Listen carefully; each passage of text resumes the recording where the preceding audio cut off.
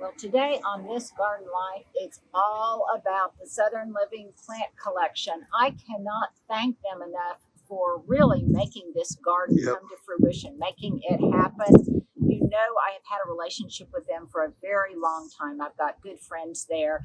Well, today it's just a little homage to that collection. The plants that I use, that by the way are standing up brilliantly. It is the Southern Living Plant Collection after all, and they are living up brilliantly to these 100+ degree temps. So I thought it would be valuable if I go through each one of them one by one, talk a little bit about what it is, its plant characteristics, why it does well, where I've planted it, and then from a design perspective, what I hope it does for the overall landscape and how it appears from the street and to me up close. So what do you say, Stuart? Let's do it. Let's get started.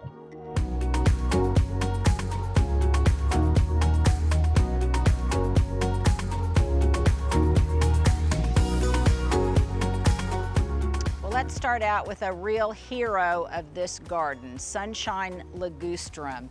I had it at my other house, but I don't think it ever performed quite as amazingly as it does here at the cottage on the hill. Now, why do I love it?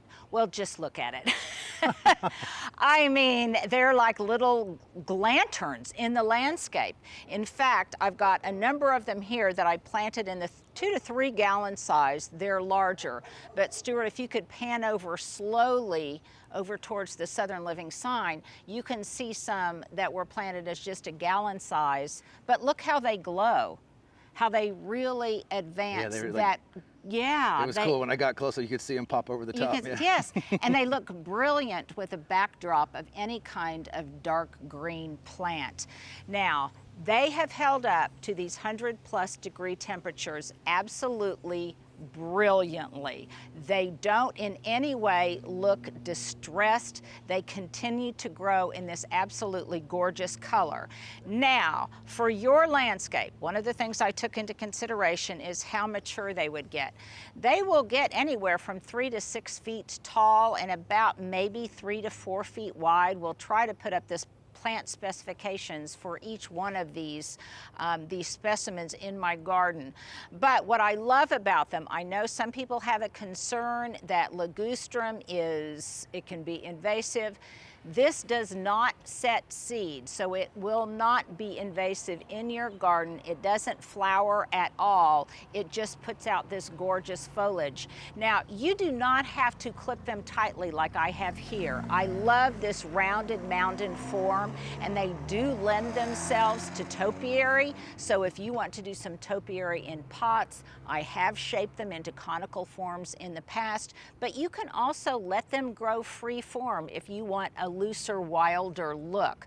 I will say this, the more you clip them, the more you prune them, the more of this beautiful golden new foliage comes out, and it kind of takes away the brassiness of the older foliage. So I think it's absolutely beautiful. So I am using them very strategically in my garden because number one, they lighten up dark spaces. Even though this is in full sun, you can see how it illuminates the garden. I also love them because they're part of my signature garden color collection and because I think they look so spectacular with all of the purple things blooming behind them, in the foreground, and absolutely surrounding them. So I think they give a punch of drama to my garden, and they will give a punch of drama to your garden too, all the way down to those of you who live in zone 6 because they're cold hardy down to -10, I believe. Let's move on to the next one.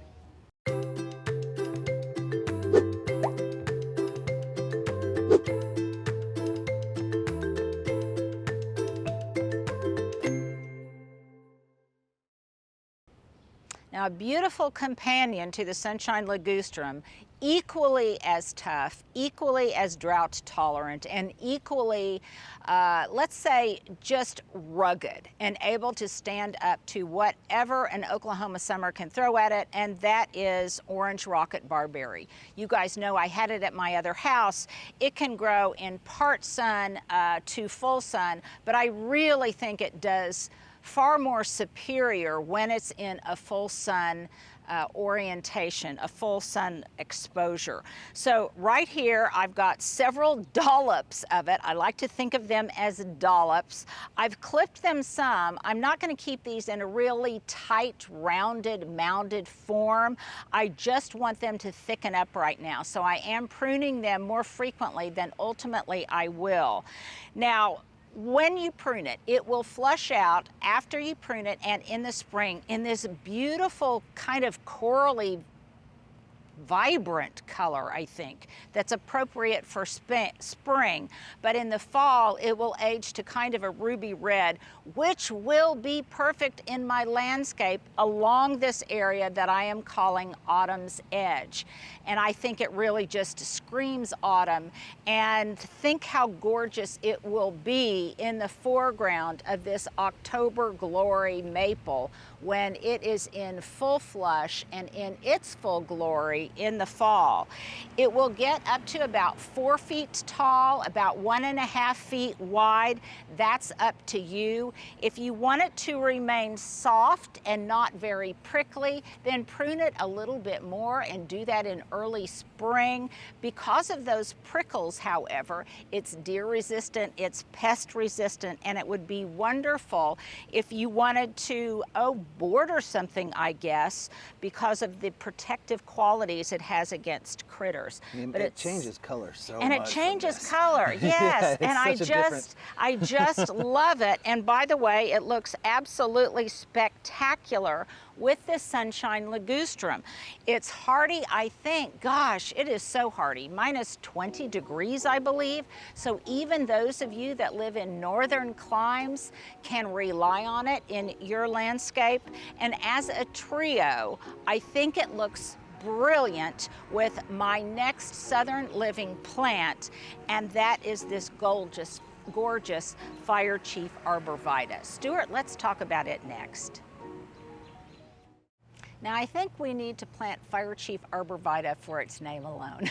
Pretty cool. Because I love the name. I also love the fact that it's cold hardy all the way down to zone 5A. So if you don't live in the South, do not hesitate to plant this beauty. It is a wonderful compact form, like so many of the plants in the plant collection. It stays compact. It doesn't need a lot of pruning. It starts out, and Stuart, you like this about it, it changes color over time. So when it first flushes out in the spring, it's a little bit more golden, and then it turns this kind of orangey color in the summer, and then in the fall it really deepens to more of a dark red, which again will be perfect on Autumn's Edge. I also love the textural contrast, which is why I like to use it in my landscape, between the orange rocket barberry and the things that surround it, including taller growing things like milkweed and coneflower and some other perennials that are very, very tough. So as a trio, the ligustrum, the orange rocket barberry, and also the Fire Chief, I think makes a brilliant triad. It will get to be about 1.5 feet tall, I think, by 1.5 feet wide. So again, it stays compact. It would look great planted in moss, I think, as kind of a ground cover, but I like to mix it up a little bit with other shrubs and things in the collection that play off of each other's color palette, their strong suits, and their textural qualities. So I think it's a winner, don't you, Stuart? Oh yeah, it's been around. Yeah, I think you've always had it since I've known you. You gotta plant it just because of its name. Now, a postscript from my previous garden where I also had it planted. I really did a disservice to some of these plants at the fairy tale house. The reason being, first of all, I didn't have much real estate because my garden was already pretty developed before I even started working with Southern Living Plants. Secondly, my garden was it was just, there was maybe too much shade, and shade at awkward times of day, and then that would transition over the seasons in kind of an awkward way for the plants themselves. Here, I can give them a more, let's just say, quality environment that is not so much impeded by different kinds of transitioning shade over time.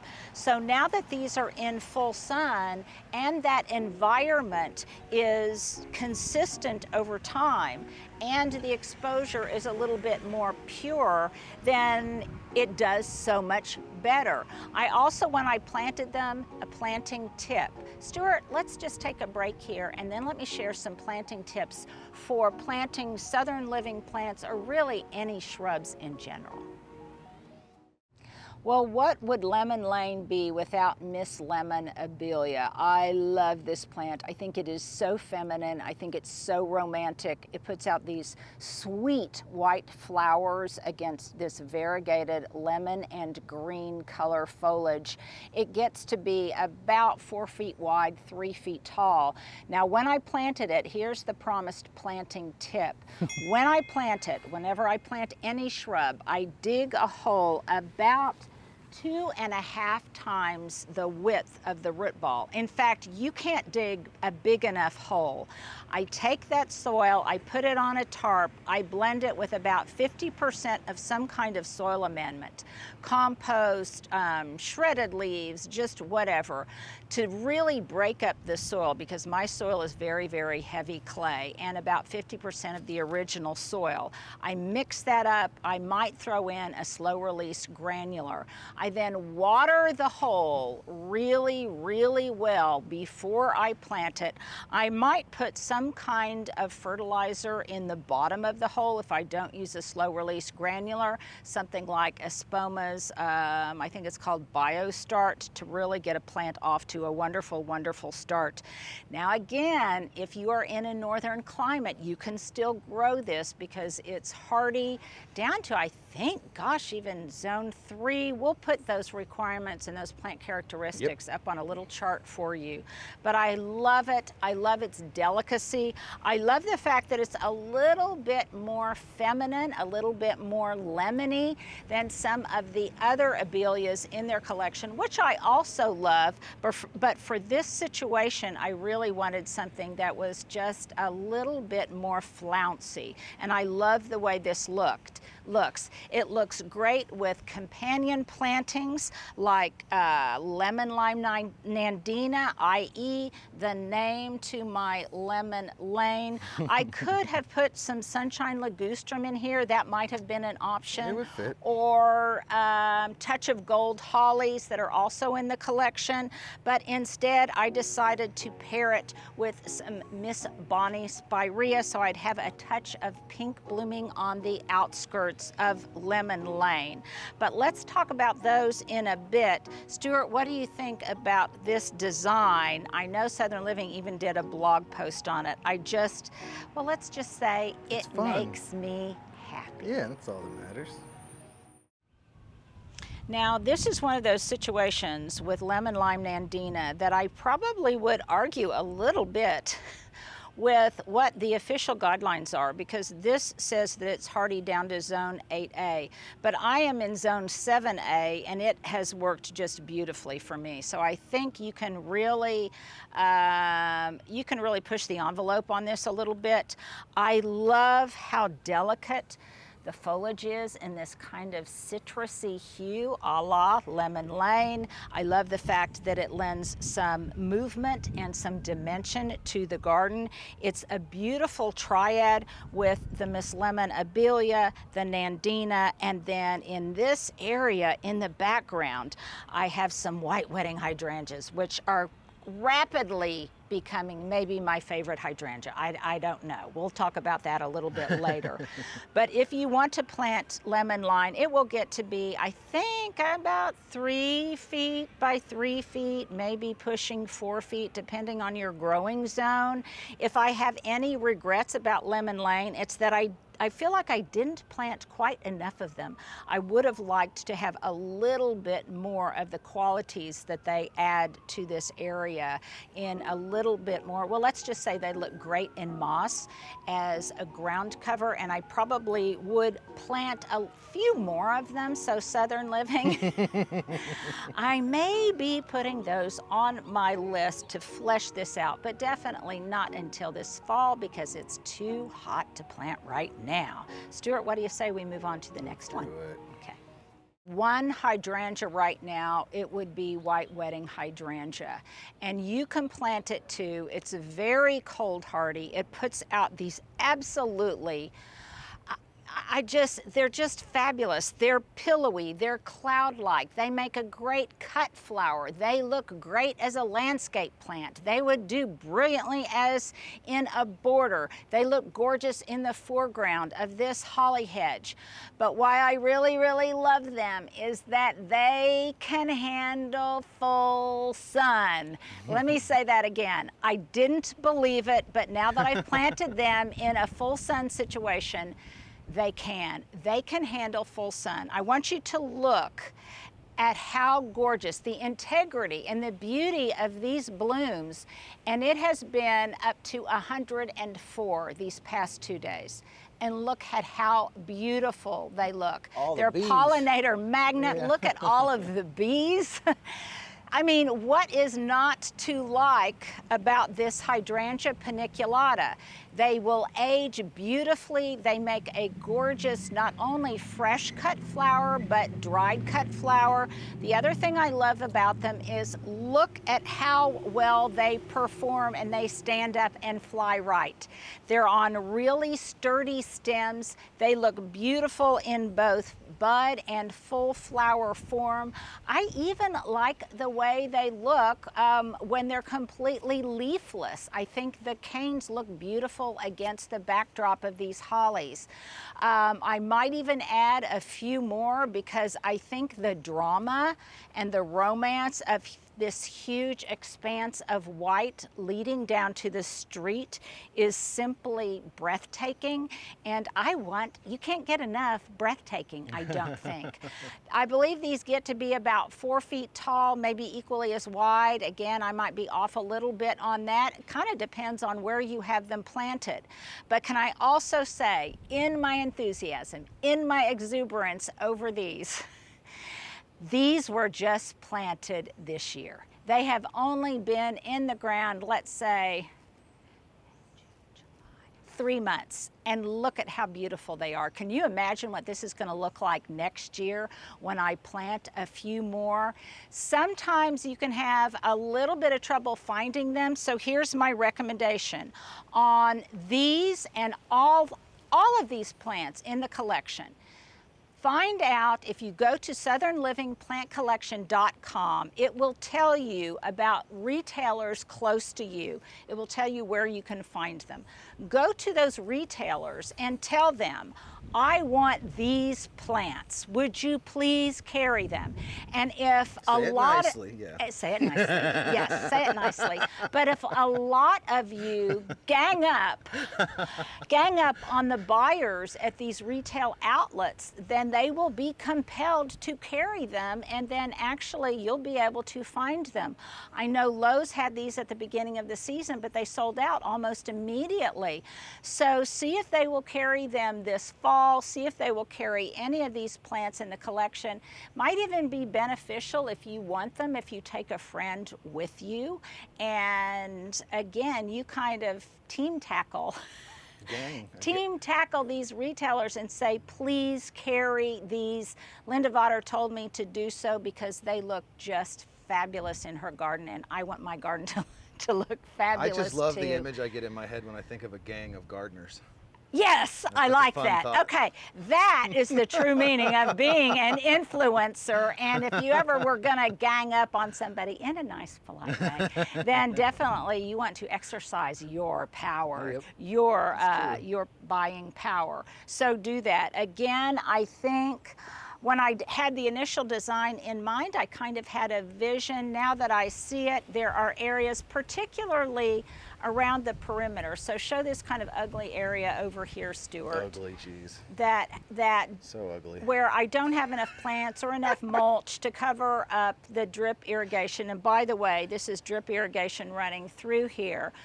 And I could mulch that, and one of you kind followers recommended that, and I've done a little bit of additional mulch, but the mulch I keep having to replenish, and these plants I wouldn't have to replenish over time, and they would be good for the soil, and again, they all kind of protect one another. So I think it would be beautiful if either, here is my question of the day, buried deep into this Garden Life Sunday, and that is, if you were me, please answer below, because I will really take into account what you said. I talked about wanting a few more lemon limes to finish out Lemon Lane. But in this area, in front of these Encore azaleas, and in between the Encore azaleas and that lonely Miss Lemon Abelia down there at the end of the path, do I want to plant more Miss Lemon Abelia and Lemon Lime Nandina? Show them while you're asking. Hold on. Okay, show them where underneath this redbud tree. And boy, I'm ready to take out these stakes. Even though they look better in black, I'm still ready to take them out. Do I want to plant more Lemon Lime Nandina and Miss Lemon Abelia, or do I want to continue this white swath all the way to that end point, Miss Lemon Abelia? I don't think I could ever not say yes to hydrangeas. I know, it's kind of hard, isn't it? So anyhow, that is my question. Please, I'll try to take a poll, but please give me your recommendation below, because, and it might be whatever availability in the fall, depending on what I can find. But it looks truncated. It looks like it just artificially stops instead of that beautiful, unending rhythm and repetition of plants. I stopped short. So I want to fill in that gap. You guys tell me what to do, and I will get ready to show you the next plant.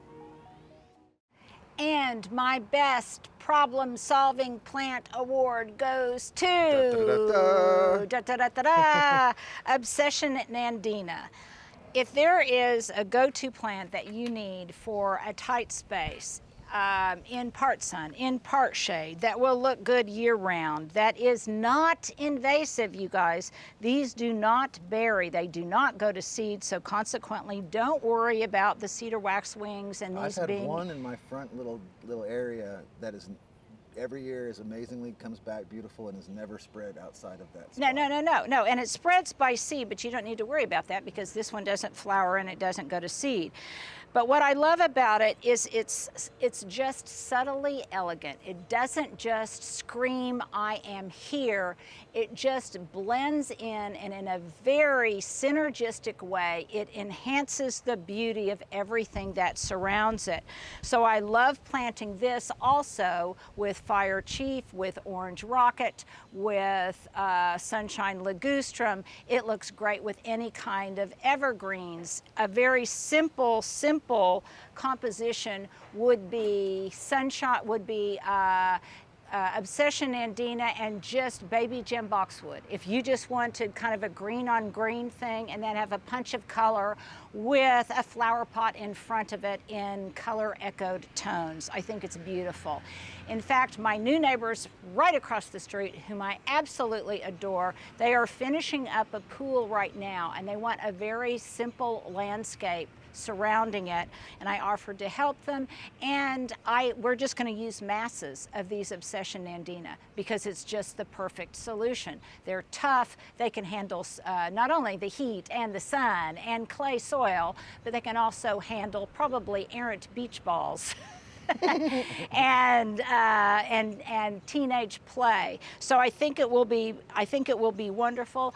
I also think that they are absolutely their value as a cut flower frond, using some of the foliage in your cut flower arrangements, they are just invaluable for that purpose. And of course, they look brilliant on autumn's edge, where I want something that's a little bit subtle, but again, has this kind of delicate dimension to it, very Japanesque. What time of year, I don't know if I'm asking the question correctly, when does it have the red tips the most? I think that depends on how much sun you put it in, where it's located. I have found that it's just this beautiful combo, and probably the new growth tends to be more purple. It's just so pretty how it kind of just like barely does it. Yeah, it's got this beautiful bicolor to it, which I like, because again, I think it really companions beautifully and marries well with the surrounding plants. So my problem-solving gold medal goes to Obsession Nandina. Now let's go on to another blooming plant you maybe hadn't thought of. Well, surrounding my social patio, I really wanted to have things that had a delicacy and a fluffiness to them, but that also were tough as nails, and entered an image that I found on the Southern Living Plant site, on their site, and it was an inspirational image where it had a whole border of gorgeous little Miss Bonnie pink blooming spirea. Now, what I love about this spirea is that it is compact. It will get to a maximum, I think, of maybe 3 feet tall and 3 feet wide. Pretty soon, in the background of some of these better boxwood I have planted, there will be this ribbon, just like in my inspiration picture, of pink. And I like that because it will be deciduous and lose its leaves in the winter, but then the surrounding boxwood will really hold it in place. I also love it because it so fits in with my vision for the upper terrace, which was that I wanted it to attract pollinators, bees, all sorts of insect flying wildlife, and I think it's going to do just that. The other thing is, it gives me a layer. It layers beautifully, and it will give me a layer of privacy and intimacy up on the patio, but without being overwhelming and without impeding, I think, whatever kind of breeze may be coming through. I have to show you this, Stuart. Look at this. I'm heading your way. Now, it did not bloom as heavily this year as I had hoped. I think because it was not yet established, but it is, as is its habit, it is putting out just a few little blossoms in the summer. It blooms most profusely in the spring when, looky here, Stuart, when this Jane Magnolia will be in bloom, and talk about a perfect color echo. Can you see that? Hold on, let me get over there. Here, you know what? Let me do this for you. This bloom here, look at that. Oh, there we go. Talk about a gorgeous color echo. Isn't that beautiful? So when this magnolia is in bloom, whoops, gone with the wind. It is gone with the wind, which is also something that I love.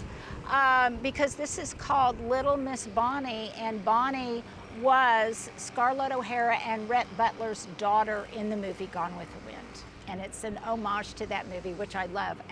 Something I love about all of the Southern Living plants. Go through and look at the names of the plants, because you talk about a nod of the head to Southern phrases, Southern touch points, Southern benchmarks, and I just love it.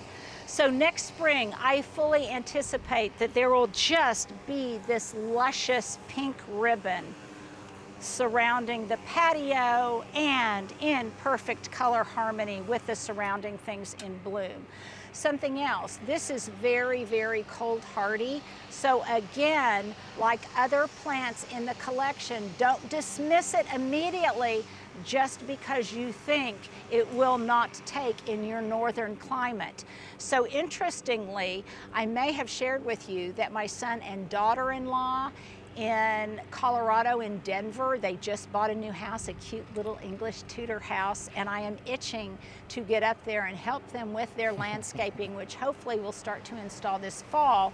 And will I be using as many southern living plants as possible? You bet I will, because not only are so many of them heat tolerant, but they're also drought tolerant, just like here in Oklahoma. Colorado suffers from that same problem. So Stuart, you're gonna put up this image, but here's just a little tease and a not very good picture on my cell phone of that border of spirea.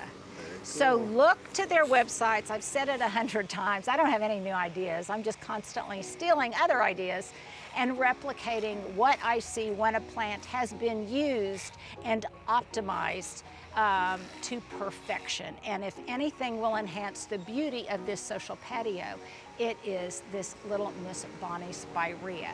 Let's go on to a couple more. I don't think I'm shooting any other place but underneath this from now on. I don't blame you. Well, I am down here to talk about burnin' love. Leucothoe, I'm not really sure how to pronounce that. If you know, tell me. It's hunka burnin' love. Hunka burnin' love. Again, another homage to, in this case, the iconic Elvis Presley. And this plant could be equally as iconic in your garden. Now, this is the only one that I would say has struggled a little bit, partly because it had just been growing in a container over the winter, and it suffered a little bit in the move and everything, but now it definitely looks like it's taking hold. I love the way it will look, kind of flouncy with a different shaped leaf on autumn's edge to kind of punctuate the northern side on autumn's edge. So let me tell you a little bit about this beauty. First of all,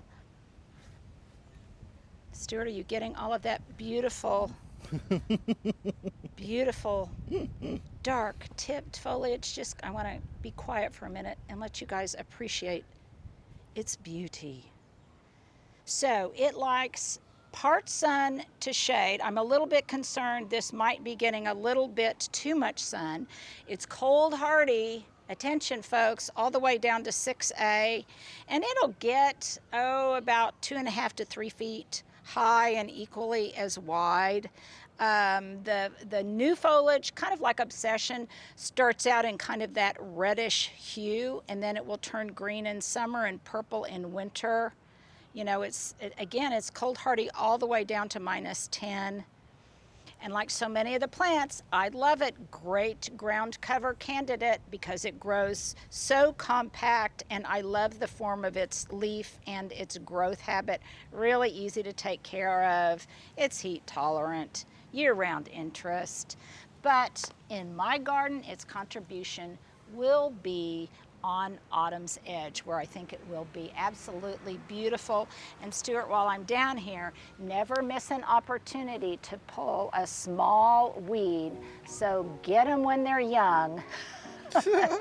Get them when they're young to influence the look of your entire garden as they grow up. So there's another candidate for someone who loves the dimensionality of plants that are green and red. Let's move on to one more, maybe our last one, Stuart. All right. Well, Stuart was chatting about his air conditioner going out, and I said, Stuart, we're gonna have to chat in the shade, not right here, because it is hot as the dickens sitting here in front of this hot brick. But you know what is not uncomfortable, or doesn't appear to be? These fabulous Oakland Hollies. So I put 2 of them in pots. You guys have seen me use them in pots before. They make brilliant specimens, that's hard to say, brilliant, wonderful specimens in planters. If you want to make a dramatic evergreen statement, especially in the winter, these would be beautiful, lit up with lights, surrounded at the base with other kinds of greenery and massive pine cones and berries. But right now, they just look stately and handsome, and they very, very nicely fill the void on either side of the fireplace. I also like the fact that they're pretty tough, so you can see. Bless you, Stuart. I think that's the second time that's ever happened on video. It's the sun. The sun can make you sneeze. I'm leaving it in. I know, leaving it in, because this is real world, real Stuart's life. So not only do they look great here, but I want you to look over here and how well they've recovered. One of them really suffered in transit when I had them shipped to me, and it completely defoliated. But look how much new growth it's put out. So be patient with your plants that you think might be goners, because I fully anticipate with water, some TLC, and a little bit of fertilizer later on that it will recover and it will look beautiful with one that's in the background. This is the little guy that could. Yes, as I finish up this whole area, what a fun plant to pull for. Yes, we're rooting for you.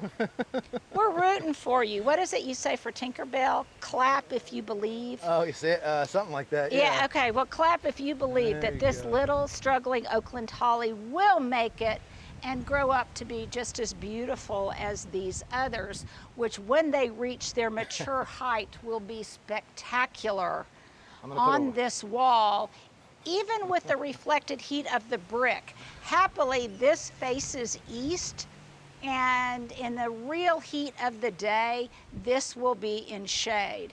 Now, don't judge me on what's going on from here to there, because it's not finished yet, and probably won't be finished for a little while, because it's pretty hot. It's pretty hot to be out here working. So Stuart, I think that's a wrap. Yep. I've probably left out a few. I know you guys are going to say, but what about encore azaleas and butterfly candy and some of the others? Well, we will do a best of the rest a little bit later. I don't want to overwhelm you. But again, as a takeaway, if you just want tough, problem-solving plants that can handle the heat, that can handle the sun, that are drought tolerant, that remain compact, that in many cases are deer and disease resistant, then really check out Southern Living Plants. Go to their site for inspiration and ideas. And more importantly, if you want your retailers to carry them, you gang up on them. Maybe bring them some popsicles. There you go. And try to bribe them into carrying Southern Living Plants. Thank you guys for hanging out with me on this Garden Live Sunday. It was fun, but Stuart, I'm heading in. Get out of here. See you guys next week.